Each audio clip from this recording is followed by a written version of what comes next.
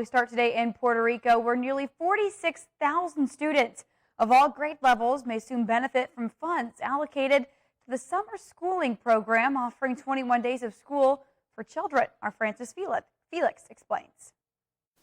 El pasado año establecimos con gran éxito el verano educativo en el que participaron 32,000 estudiantes. Governor Pedro Pierluisi, with the Secretary of the Department of Education, Eliezer Ramos, announced the start of the educational summer 2022. The initiative will serve 46,000 students of all levels and will have a total of 10,500 teachers to support enrollment.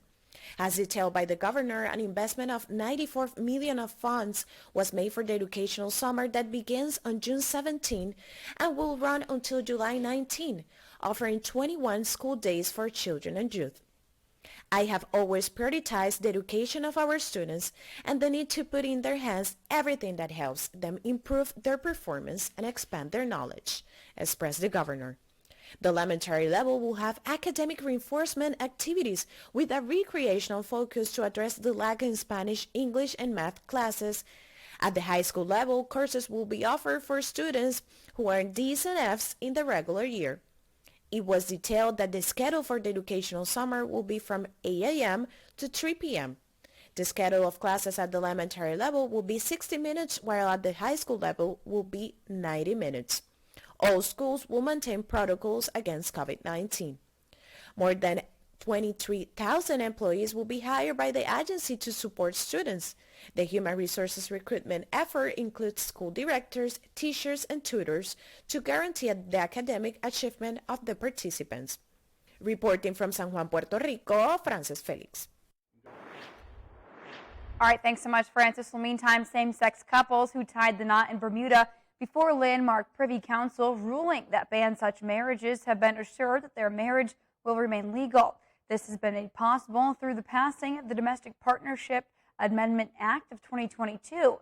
In March, the Privy Council, which is Bermuda's final court of appeal, ruled that the ban on same-sex marriage in the British Overseas Territory under the Domestic Partnership Act, which restricted marriage between a man and a woman, is permitted under the Constitution. Now that decision overturned the green light which the local court of appeal had given for same-sex marriages. However, with the Privy Council's judgment, Deputy Premier and Minister of Home Affairs Walter Robert said there was some uncertainty over whether same-sex marriages that occurred in Bermuda or on Bermuda-registered ships prior to the ruling would still be valid, and they assured that they would under the Domestic Partnership Amendment Act of 2022. The uncertainty over the validity and recognition of same-sex marriages potentially has widespread negative effects on the rights previously enjoyed by the couples involved who were married lawfully under the law as it existed at the time, and who may suffer the loss or interruption of certain rights and benefits. It is therefore not tenable to leave the act as it is without making the appropriate amendment. Mr. Speaker, the intention of the proposed amendment is to extend the transitional period to March 14th, 2022 to confirm the validity of same-sex marriages formalized according to the law of Bermuda prior to the Privy Council judgment and recognize certain same-sex marriages formalized overseas during the extended transitional period. Then the legislation did go on to pass in the House of Assembly. While switching gears now to the latest in the travel industry, travelers are facing more misery with airlines canceling thousands of flights this weekend.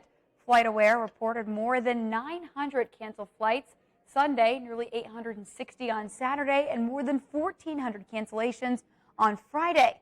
The cancellations are being blamed on rough weather, staffing shortages, and infrastructure challenges.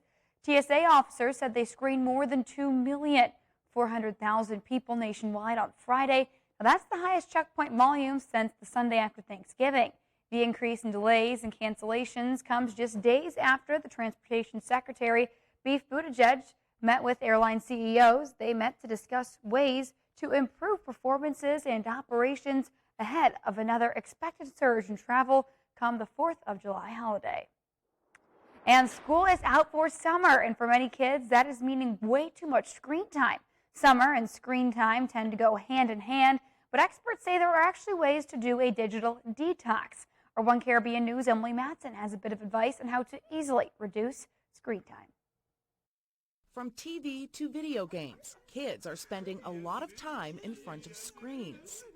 The newest studies are showing that the average child age 8 to 18 is spending 7.5 hours a day participating in screen time that is entertainment-based. Too much screen time can take away time for physical activity. It can also disconnect kids from others.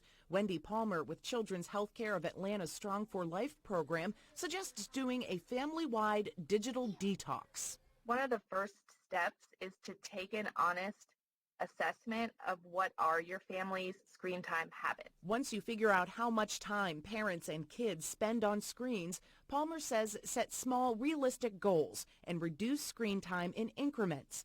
Try putting screens down for an extra 10 minutes each day and increase it after that. Replace that time with family time. Setting those limits is not to punish our children or to have a negative consequence, but it really is to protect them. Palmer says another way to also have screen-free zones, remove devices during meal times and from the bedroom. It can keep a child up all night, whether they're getting alerts on their phone, and just the light alone from the devices has been proven to decrease the quality of sleep for adults and for children. The key there, she says, is for adults to follow the same rules they're setting for children. Emily Matson reporting. And Palmer says to talk to your kids and explain why you're setting screen limits and to be consistent. She says it's very important for kids to understand what to expect when they're not being punished.